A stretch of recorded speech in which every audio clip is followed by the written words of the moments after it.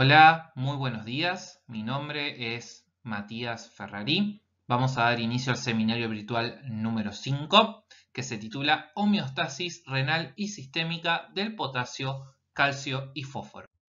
Los objetivos son comprender el concepto del balance interno y externo del potasio, calcio y fósforo, entender el manejo renal de dichas sustancias y conocer la regulación renal y sistémica de cada una de ellas.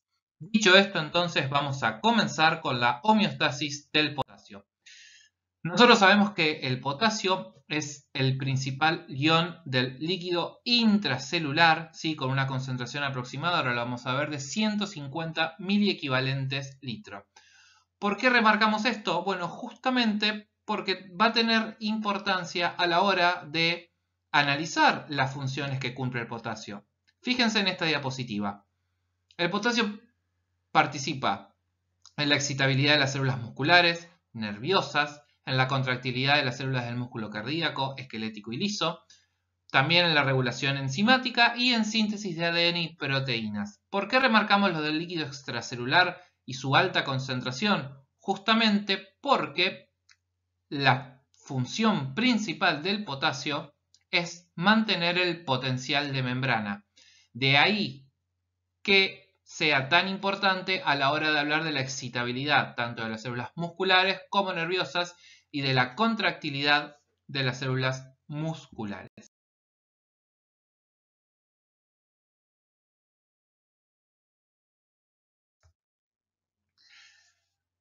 Siendo un poquitito más en detalle, vamos a hablar sobre la diferencia entre balance interno y balance externo.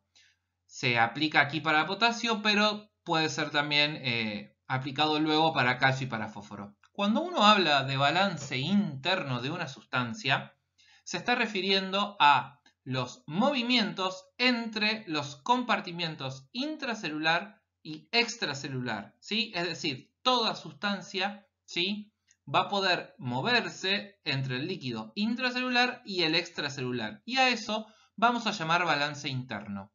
En cambio, el balance externo, justamente a lo que se está refiriendo es a la relación entre la ingesta y la excreción, en este caso, de potasio. Es muy importante tener en claro la existencia de estos dos balances porque justamente es lo que va a impactar a la hora de ver las concentraciones de potasio, sobre todo en el extracelular. Piénsenlo así. Si no existiese un balance interno, cada vez que uno ingiere una dieta rica en potasio, por ejemplo, cítricos, banana y demás, si no existiera este balance interno, toda esa ingesta de potasio generaría un aumento rápido del extracelular con consecuencias clínicas notables, ¿sí? Lo que dijimos antes, un 98% del potasio se encuentra en el intracelular, 150 miliequivalentes litros es la concentración aproximada, y fíjense que la concentración de potasio en el extracelular va de 3,5 a 5 miliequivalentes litros. Es muy importante mantener el potasio en rango, ya que pequeños aumentos o pequeñas disminuciones en dichos valores pueden traer consecuencias clínicas tales como arritmias. Siguiendo un poquitito con lo mismo, a modo de ejemplo, si uno tiene una dieta de 100 miliequivalentes de potasio, fíjense que entre un 90 y un 95% del mismo se va a eliminar por vía renal, mientras que un 5 o un 10% se va a eliminar por materia fecal. Fíjense que entre ese ingreso y el egreso del potasio del organismo tenemos este balance interno al cual estábamos haciendo referencia. Se nombran algunas hormonas como la insulina, adrenalina y aldosterona. Luego vamos a ver la importancia de cada una en este balance interno. Vamos a empezar ahora a hablar un poquitito del manejo renal del potasio. Del 100% del potasio filtrado, un 65-70% se reabsorbe a nivel del túbulo proximal, un 20-25% a nivel de la asa gruesa de Henle. Hay una secreción que va de un 20 a un 180% a nivel de la nefrona distal. Y fíjense la excreción fraccional, va de un 10 a un 150%, ¿sí? Bastante diferente a lo que vieron la semana pasada cuando vieron manejo renal del sodio, donde su excreción fraccional era menor al 1%. ¿Qué quería decir esto? Que el riñón prácticamente reabsorbe el 100% del potasio filtrado, perdón, del sodio filtrado. En el caso del potasio, fíjense que fisiológicamente hablando, ¿sí?, la excreción fraccional no suele ser menor al 10%, ¿sí? Son muy contados los casos donde la excreción fraccional del potasio van a ser menor al 10% y puede llegar hasta un 150% cuando exista un exceso del mismo en el organismo. Vamos a empezar a hablar un poquitito ahora del manejo en cada sector del epitelio renal. A nivel del túbulo proximal dijimos que se reabsorbía un 65-70% del potasio filtrado, ¿sí? A este nivel podíamos reabsorber sustancias por vía paracelular o por vía transcelular. El potasio, el 100%, a este nivel se va a reabsorber por vía paracelular por medio de un mecanismo que conocemos con el nombre de arrastre por solvente o solvent drag, es decir, se reabsorbe junto con el agua, ¿sí? Recuerden que las uniones estrechas a este nivel son muy laxas, entonces permite fácilmente el pasaje a través de las células por vía paracelular. A nivel de la asa gruesa de Henle, el potasio tiene un manejo muy particular. Vamos a detenernos unos minutos acá para que quede bien en claro esto. Dijimos que un 25-30% del potasio filtrado se reabsorbe a este nivel. Puede hacerse tanto por vía transcelular como por vía paracelular. De hecho, ¿sí?, la mitad del potasio reabsorbido a este nivel ocurre por vía transcelular y la otra mitad por vía paracelular. Observemos un poquitito la célula. En la membrana vasolateral, por supuesto, encontramos a la bomba sodio-potasio, ¿sí?, ATPasa, que ingresa 2 moléculas de potasio por cada 3 moléculas de sodio que salen de la célula, lo cual permite los gradientes que venimos hablando tanto la semana pasada, esta semana y la semana que viene. Y a nivel de la membrana apical vamos a encontrarnos con un transportador, ¿sí?, que lo que hace es transportar una molécula de sodio, una de potasio y 2 de cloro, y un canal, ¿sí?, que vamos a llamar ROMCA, que lo que hace es secretar potasio. ¿Qué ocurre a este nivel? Al ingresar el potasio dentro de la célula, nosotros dijimos que la concentración de potasio intracelular es muy alta. Por lo tanto, ¿sí?, lo que va a buscar la célula es mantenerla equilibrada y que no aumente. Al ingresar una molécula de potasio, lo que hace automáticamente es salir, ¿sí?, por medio de este canal ROMCA en la membrana apical, aumentando así la positividad de la luz tubular. Entonces, a medida que ingresa un potasio y luego sale, podemos hablar de un recirculado de potasio a nivel apical del asa gruesa de Henle. Esto va a generar que la luz se vuelva cada vez más positiva. Puede llegar incluso hasta un valor de 8 milivoltios. ¿Por qué es importante remarcar esto? Porque a nivel del fluido tubular, además de potasio, también hay sodio, pero también hay otros cationes, como puede ser el calcio o el magnesio. Entonces, estos cationes se encuentran con una luz predominantemente positiva. Por lo tanto, se va a generar un gradiente de tipo eléctrico que lo que va a permitir es una reabsorción a nivel paracelular, ¿sí?, de estos cationes. ¿Se entiende el recirculado del potasio y cuál es la importancia que tiene? ¿Sí? Ingresa el potasio por el sodio 2-cloropotasio, sale el potasio por el ROMCA, se vuelve más positiva la luz tubular y eso va a permitir que cationes como el sodio, el potasio y el calcio o el magnesio puedan reabsorberse por vía paracelular gracias a ese gradiente de tipo eléctrico.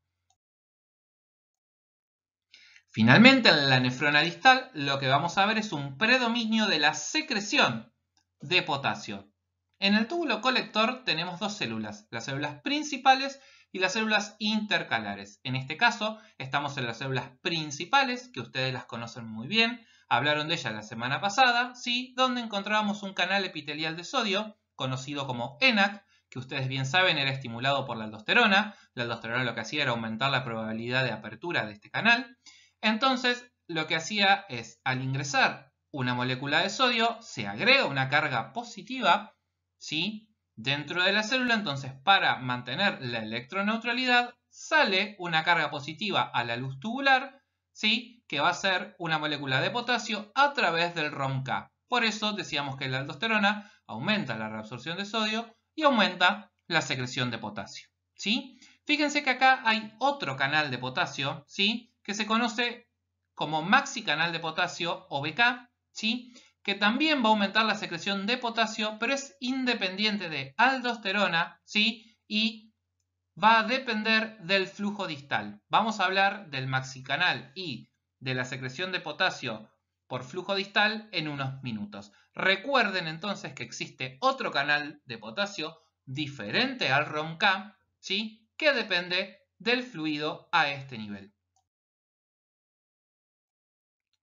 En las células intercalares, también del túbulo colector, las teníamos alfa y beta. Para el manejo del potasio, las que más nos van a importar son las células intercalares alfa, donde vamos a encontrar a nivel de la membrana apical una bomba que intercambia protón con potasio, ¿sí? Es decir, que a este sector va a haber una reabsorción de potasio por medio de una ATPasa que la intercambia con protón. Esta célula es fundamental, ¿sí? Cuando existen desequilibrios del estado ácido-base. Es un tema para dentro de algunas clases.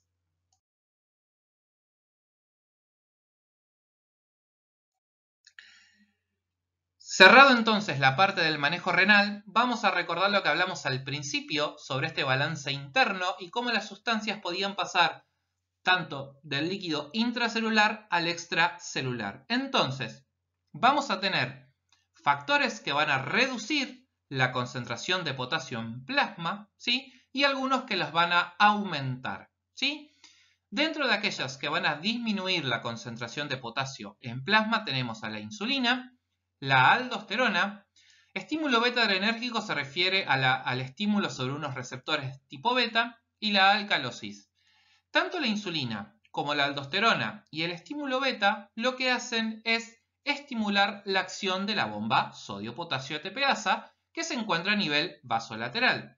Como bien dijimos, esta bomba lo que hace es ingresar potasio a la célula sacando sodio. Por lo tanto, si yo tengo aumentada su actividad o estimulada su actividad, más potasio va a ingresar a la célula y por ende va a reducir su concentración en el extracelular. Con la alcalosis, sí, pasa algo similar por un mecanismo que lo vamos a ver en la próxima diapositiva. Los factores que aumentan el potasio extracelular, así como la insulina y la aldosterona, lo que hacen es reducirlo. El déficit de los mismos van a aumentar la concentración de potasio extracelular. Lo mismo si yo tengo sustancias que bloqueen esos receptores beta, que antes lo que hacían era disminuir la concentración, ahora lo van a aumentar. La acidosis, en contrapartida a la alcalosis, aumenta la concentración extracelular de potasio, ahora lo vamos a ver. Y la lisis celular y el ejercicio extenuante también, ¿sí? La lisis celular es porque, como bien dijimos, la concentración de potasio en el intracelular es de 150 miliequivalentes. Si se produce algún fenómeno de lisis celular, sea la causa que fuera que lo desencadenó, va a aumentar la concentración de potasio en el extracelular. Lo mismo con el ejercicio extenuante, ¿sí? Se rompen fibras musculares, ¿sí? Donde hay mucho contenido de potasio y también va a aumentar su concentración. El aumento de la osmolaridad del líquido extracelular aumenta la concentración de potasio porque lo que ocurre es que al aumentar la osmolaridad del líquido extracelular va a haber un movimiento, ¿sí? De agua, ¿sí? Desde el intra hacia el extra, ¿sí? Lo cual va a generar un gradiente de potasio. ¿Por qué? Porque la concentración de potasio en el extra va a disminuir, entonces va a tender a salir mayor cantidad de potasio de la célula, aumentando su concentración en el líquido extracelular. En el siguiente diagrama lo que vemos es explicar cómo la acidosis genera un aumento de la concentración de potasio en el plasma. Fíjense, en estado de acidosis lo que nosotros tenemos es un aumento de la concentración de protones a nivel de la sangre, lo cual se va a demostrar con una disminución del pH, ¿sí? Al disminuir en pH y por este aumento de protón en la sangre, estos protones van a ingresar dentro de la célula y el protón, una vez que se encuentra dentro de la célula, además de acidificar el citosol, lo que va a hacer es inhibir justamente, ¿sí?, la captación de potasio por la bomba sodio-potasio ATPasa. Es decir, que el protón, una de las cosas que hace, sí, es inhibir el correcto funcionamiento de la bomba sodio-potasio que se encuentra en la membrana vasolateral. Por lo tanto, sí, va a haber menor cantidad de potasio que va a ingresar a la célula y ese potasio va a permanecer a nivel plasmático, generando un aumento del potasio extracelular. Además, no olvidemos que el protón tiene carga positiva, misma carga que el potasio, y también va a aumentar justamente, ¿sí?, la eliminación de una carga positiva, esta vez lo hace en forma de potasio. Así como esto ocurre con la acidosis, con la alcalosis ocurre a la inversa, ¿sí? Al aumentar el pH, ¿sí?, a nivel del plasma, es decir, disminuyen la concentración de protones, ¿sí?, lo que va a haber es un ingreso de potasio dentro de la célula. No se hagan problema con esto, van a continuar discutiéndolo en el práctico. Por lo tanto, podemos decir que los determinantes en la secreción de potasio van a ser principalmente la actividad de la bomba sodio-potasio, la concentración del potasio intracelular, el gradiente electroquímico y la permeabilidad que tenga la membrana apical al potasio. Vamos a hablar ahora de la regulación en la secreción renal de potasio, ¿sí? Nosotros dijimos que cuando tenemos, por ejemplo, dietas ricas en potasio, ¿sí?, el riñón tiene la capacidad de aumentar, ¿sí?, su excreción fraccional hasta un 150%.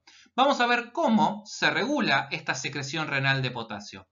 Podemos tener factores luminales o factores peritubulares. Hablando de los factores luminales, el más importante es el aumento del flujo a nivel de la nefrona distal, ya sea por una expansión de volumen, ¿sí?, es decir, pasa mayor cantidad de líquido en la nefrona distal, esto va a generar un aumento en la secreción de potasio, ¿sí?, gracias a este canal que hablábamos hoy, que es distinto del ROMK, que se llama maxicanal, ¿sí? Es decir, que al existir un aumento del flujo a nivel de la nefrona distal, ¿sí?, lo que hace es aumentar la secreción de potasio por medio de este maxicanal.